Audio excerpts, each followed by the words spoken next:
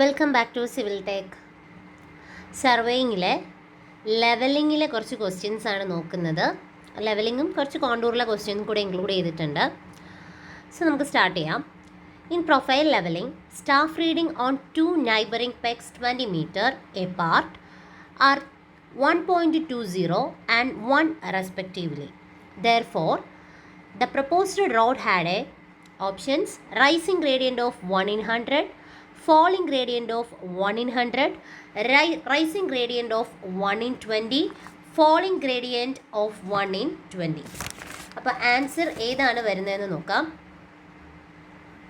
ഇവിടെ തന്നേക്കുന്നത് 20 മീറ്റർ ആണ് പെക്സ് തമ്മിലുള്ള ഡിസ്റ്റൻസ് എന്ന് പറയുന്നത്. അപ്പം ഡിസ്റ്റൻസ് ബിറ്റ്വീൻ പെക്സ് എന്ന് പറയുന്നത് 20 മീറ്റർ ആണെന്ന് തന്നിട്ടുണ്ട്. സോ നമുക്കത് എഴുതി ചെയ്യാം. ഡിസ്റ്റൻസ് ബിറ്റ്വീൻ പെഗ് എന്ന് പറയുന്നത് 20 മീറ്റർ ആണ്. അതുപോലെ തന്നെ ഫസ്റ്റ് പെഗിൻ്റെ സ്റ്റാഫ് റീഡിംഗ് എന്ന് പറയുന്ന സ്റ്റാഫ് റീഡിങ് 1.20 മീറ്ററും സെക്കൻഡ് പെഗിൻ്റെ സ്റ്റാഫ് റീഡിങ് 1 മീറ്ററുമാണ്. സോ ഇത് കാണുമ്പം തന്നെ അറിയാം ഒരു ഇൻവേർട്ടഡ് ആയിട്ടുള്ള പ്രോബ്ലമാണ് ഇത്. ഓക്കെ, ഇൻവേർട്ടഡ് ബേസിലുള്ള ഒരു പ്രോബ്ലമാണ്. ഇൻവേർട്ടഡ് സ്റ്റാഫ് റീഡിംഗ് ആണ് തന്നേക്കുന്നത്.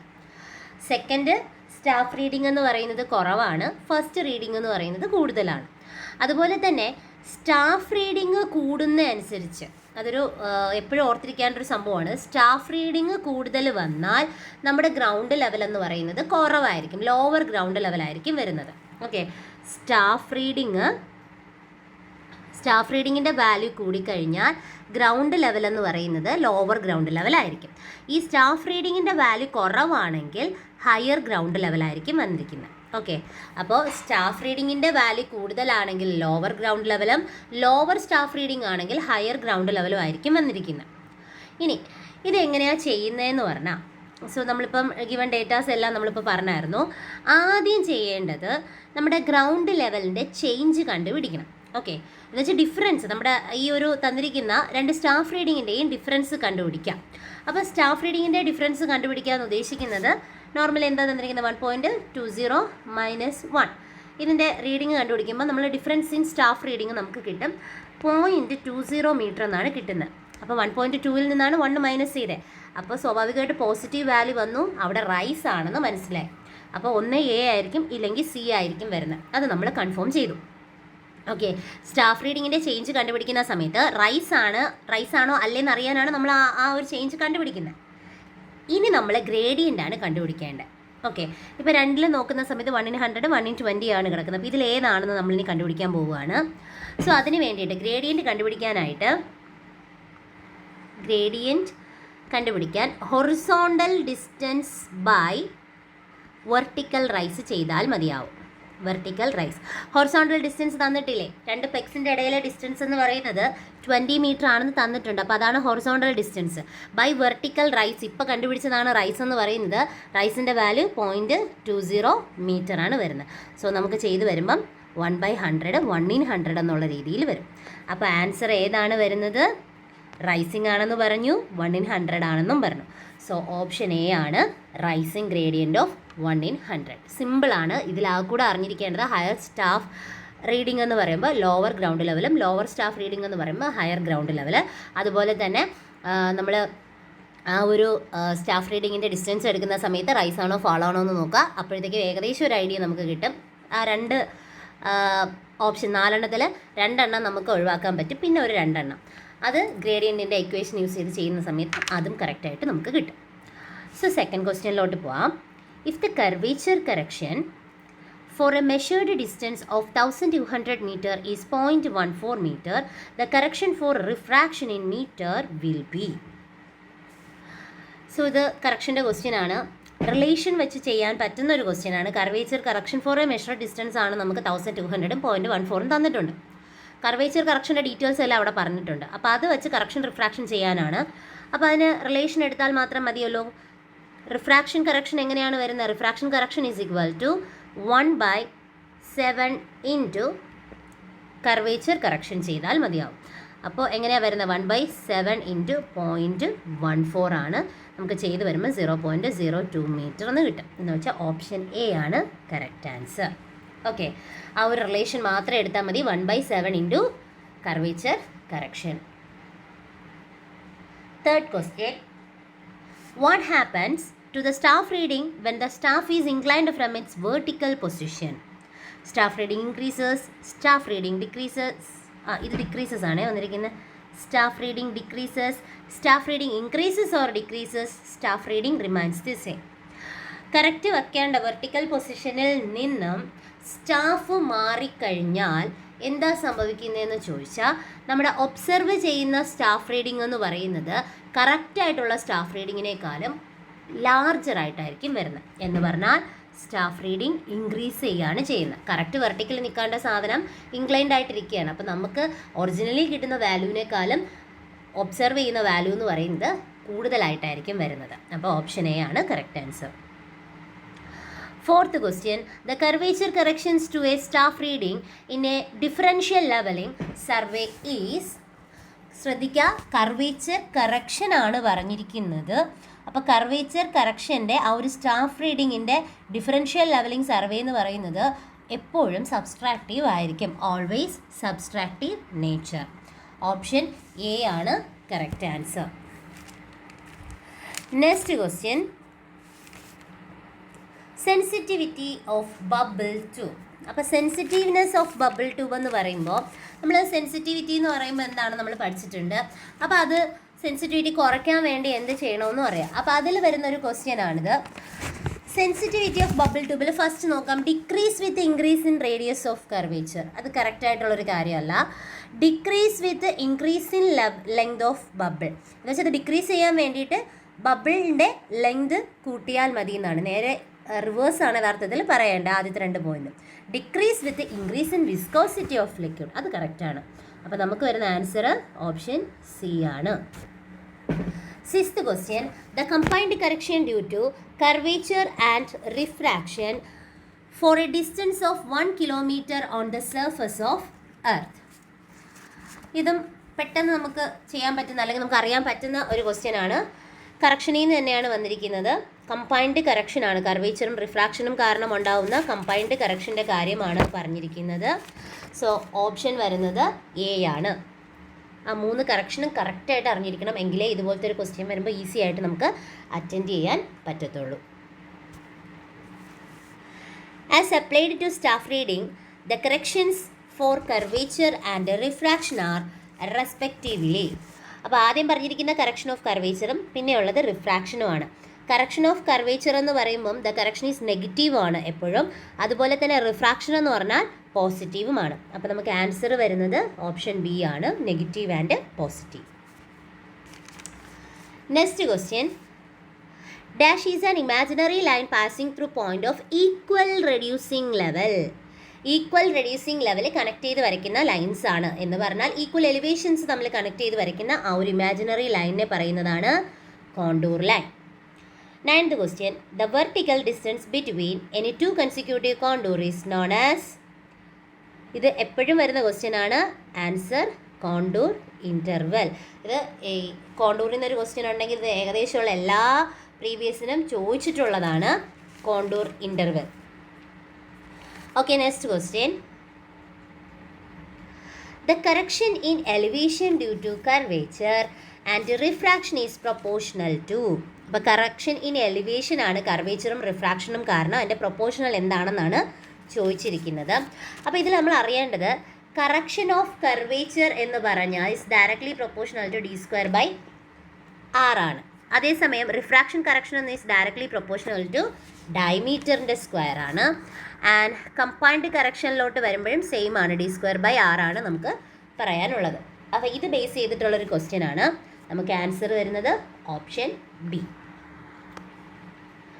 Next question. If the instrument was shifted after the 3rd and 5th reading, the reading 2.395 and 0.635 respectively represents. അതിൽ റീഡിംഗ് തന്നിട്ടുണ്ട് 0.635, 1.525, 2.395, 0.605, 0.805, 0.125. ഇതിൽ 2.395 0.635 റീഡിങ്ങിൻ്റെ കാര്യമാണ് നമ്മൾ നോക്കേണ്ടത്. അപ്പോൾ ഇത് എന്താണെന്നാണ് നമ്മുടെ കറക്റ്റ് റീഡിംഗ് എന്ന് പറഞ്ഞാൽ ഫസ്റ്റ് സ്റ്റാർട്ട് ചെയ്യുന്ന 0.635 ആണ്. എപ്പോഴും സ്റ്റാർട്ട് ചെയ്യുന്ന ബാക്ക് സൈറ്റ് അല്ലേ. പിന്നെ അവർ പറഞ്ഞിരിക്കുന്നത് 2.395 ആണ്. അപ്പോൾ അത് മൂന്നാമതാണ് കിടക്കുന്നത്. ഓൾറെഡി പറഞ്ഞു തേർഡും ഫിഫ്ത്തും ഷിഫ്റ്റ് ചെയ്യുന്നുണ്ട്. അപ്പോൾ ഷിഫ്റ്റ് ചെയ്യുമ്പം ഇതെന്തായിരിക്കും വരുന്നത്? 4 സൈറ്റ് ആയിരിക്കും വരുന്നത്. അപ്പോൾ 2.395 എന്ന് പറയുന്ന 4 സൈറ്റ് എന്നും കിട്ടി, ഇത് ബാക്ക് സൈറ്റ് എന്നും കിട്ടി. അപ്പോൾ നമുക്ക് ഏതാണ് ഓപ്ഷനിൽ വരുന്നത്? ഓപ്ഷൻ എ ആണ്, 4 sight and back sight. 12th question, point above the line of collimation is related to. Line of collimation മേളിൽ പോയിന്റ് വന്നാൽ അതിൻ്റെ അർത്ഥം അത് ഇൻവേർട്ടഡ് സ്റ്റാഫ് റീഡിംഗ് ആണ്. The sensitivity of A level tube decreases. അപ്പോൾ level ട്യൂബിൻ്റെ ആ ഒരു സെൻസിറ്റിവിറ്റി ബേസ് ചെയ്തിട്ടുള്ള അടുത്തൊരു ക്വസ്റ്റ്യൻ ആണ്. ഏകദേശം അതുമായിട്ട് സിമിലർ ആയിട്ടുള്ള ഒരു ക്വസ്റ്റ്യൻ തന്നെയാണ്. സോ ഇതിൻ്റെ ആൻസർ വരുന്നത് both viscosity and surface tensions are increased. Okay, decrease ചെയ്യേണ്ട കാര്യമാണ് പറഞ്ഞിരിക്കുന്നത്. both viscosity and surface tensions are increased. 14th question, calculate the combined corrections for curvature and refraction for a distance of 2 kilometer. അപ്പോൾ ഇതിൽ പറഞ്ഞിരിക്കുന്നത് combined correction ആണ്. Direct അതിൻ്റെ equation use ചെയ്ത് ചെയ്താൽ മതി. 0.0673 ഇൻറ്റു d².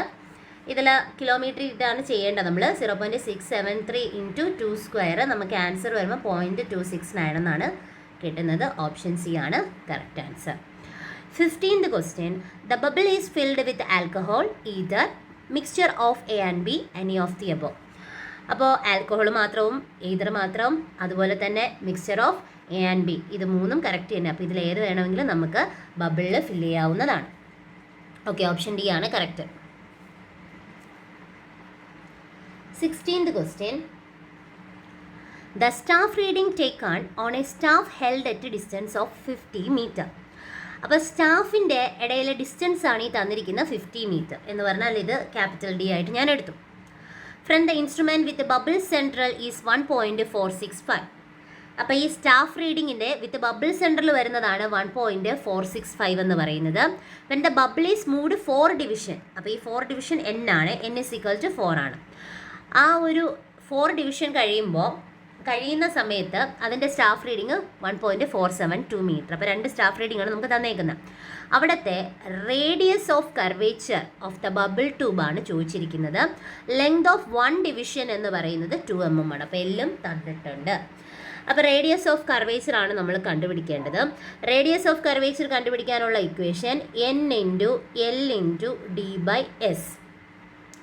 എസ് വേറൊന്നുമല്ല, സ്റ്റാഫ് റീഡിങ്ങിൻ്റെ ഡിഫറൻസ് എടുക്കുന്നതാണ് എസ് എന്ന് പറയുന്നത്. അപ്പോൾ സ്റ്റാഫ് റീഡിങ്ങിൻ്റെ ഡിഫറൻസ് എന്ന് പറയുമ്പോൾ നമുക്ക് എങ്ങനെ എടുക്കാം? സ്റ്റാഫ് റീഡിങ്ങിൻ്റെ ഡിഫറൻസ് ഫസ്റ്റ് സ്റ്റാഫിൻ്റെ റീഡിങ്ങിൻ്റെ കാര്യം പറഞ്ഞാൽ ഇപ്പം 4 ഡിവിഷൻസിന് ശേഷമുള്ളതാണ് ഞാൻ ആദ്യം എടുക്കുന്നത്. 472 - 1.465. അപ്പോൾ സ്റ്റാഫിൻ്റെ ഡിഫറൻസ് എന്ന് പറയുന്നത് 007 മീറ്റർ എന്നാണ് നമുക്ക് കിട്ടുന്നത്. എസ് നമുക്ക് കിട്ടിക്കഴിഞ്ഞു. ഡി ഉണ്ട്, എൻ ഉണ്ട്, എൽ ഉണ്ട്. അപ്പം ഇനി ഡയറക്റ്റ് സബ്സ്റ്റിറ്റ്യൂട്ട് ചെയ്താൽ പോരെ. 4 × എൽ എന്ന് പറയുന്നത് 2 mm ആണ്. അതിനെ മീറ്ററിലോട്ടാക്കുക. 0.002 ആണ്, 0.002 ആണ്. ദെൻ ഡി 50 മീറ്റർ എന്ന് തന്നിട്ടുണ്ട്. എസ് നമ്മളിപ്പോൾ കണ്ടുപിടിച്ചു. സോ നമുക്ക് ആൻസർ വരുന്നത് 57.14 മീറ്റർ എന്നാണ് വരുന്നത്. Answer 57.14 metre. ഇതാണ് answer. 17th question, which of the following is the correct ratio of refraction correction to curvature correction? അപ്പോൾ ഇതിൽ നമ്മൾ ഓൾറെഡി നേരത്തെ തന്നെ പറഞ്ഞു റിഫ്രാക്ഷൻ കറക്ഷൻ എന്ന് പറയുന്നത് 1/7 ഇൻറ്റു കർവേച്ചർ കറക്ഷൻ. അപ്പോൾ ആൻസർ എന്താണ് വരുന്നത്? 1/7. 18th question, the backside reading taken from a level at benchmark is 1.56 meter and foresight at a point A is taken on an inverted staff is 1.65 meter. Calculate the reduced level of the bending moment. Benchmark is 150 meter. Okay, സിമ്പിളായിട്ടുള്ള ക്വസ്റ്റ്യനാണ്, നമുക്ക് direct ചെയ്യാവുന്നേ ഉള്ളൂ. ആ കൂടെ ഒരു ചെറിയ വ്യത്യാസം എന്ന് പറയുന്നത് ഇൻവേർട്ടഡ് സ്റ്റാഫിൻ്റെ ഒരു കാര്യം മാത്രമേ പറഞ്ഞിട്ടുള്ളൂ. സോ നമുക്ക് ആദ്യം എപ്പോഴും ചെയ്യുന്ന പോലെ തന്നെ ഹൈറ്റ് ഓഫ് ഇൻസ്ട്രുമെൻറ്റ് കണ്ടുപിടിക്കാം. ഹൈറ്റ് ഓഫ് ഇൻസ്ട്രുമെൻറ്റ് കണ്ടുപിടിക്കാൻ വേണ്ടി reduce level plus back side എടുത്താൽ മതി. ഇവിടുത്തെ റെഡ്യൂസ് ലെവൽ എന്ന് പറയുന്നത് എത്രയെന്ന് നമുക്ക് തന്നിട്ടുണ്ട്?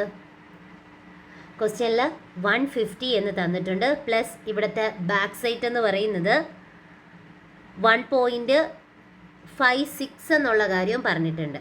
ഓക്കെ 1.56. ഓക്കെ, അപ്പോൾ നമുക്ക് എത്ര കിട്ടും? 151.56 എന്ന് കിട്ടും. അടുത്ത് കണ്ടുപിടിക്കേണ്ടത് എന്താണ്? Reduce level bench mark. Calculate the reduce level എന്നാണ് പറഞ്ഞിരിക്കുന്നത് ആ ബെഞ്ച് മാർക്കിൻ്റെ. അപ്പോൾ reduce level is equal to നമുക്ക് കിട്ടിയ ഹൈറ്റ് ഓഫ് ഇൻസ്ട്രുമെൻ്റ് എത്ര? 151.56. അതുപോലെ തന്നെ ഇൻവേർട്ടഡ് ആണ്, ശ്രദ്ധിക്കുക, ഇൻവേർട്ടഡ് ആണ്. സോ പ്ലസ് 1.65 ചെയ്യുക.